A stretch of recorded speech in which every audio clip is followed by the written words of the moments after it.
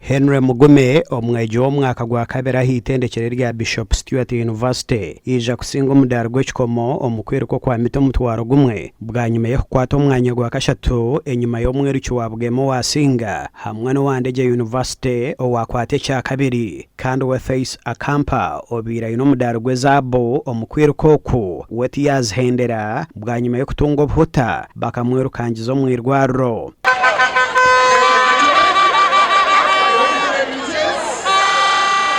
Amashemerero gonyine mingi abindaga ndihayo bordi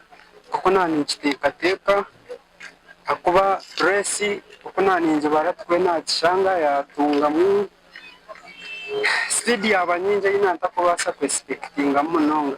kandi nane kindi cheino wanje unde ni training partner wanje unde ni ngenda nawe yafuna mobuzo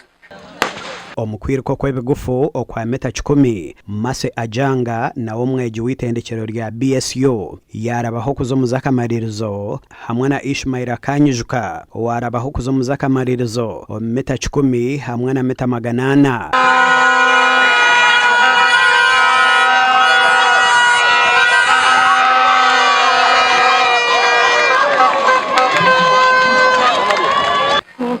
Meriga gukwa ni kumurindi wanje bukubanza kandi nekiri nesima mnonga coach waje aho kuba ni wampira mani kandi to mu week ya muheru kujanyije mbase kuzana n'abana amuheru mukana rero nabasa kugezaho emizano egina ijagumiza munizo berga nyonchakare nemizano ya quarter final na semi finals omizano etarigemo nemwe kandi naija kuhendera izoba ryo rwa kabiri.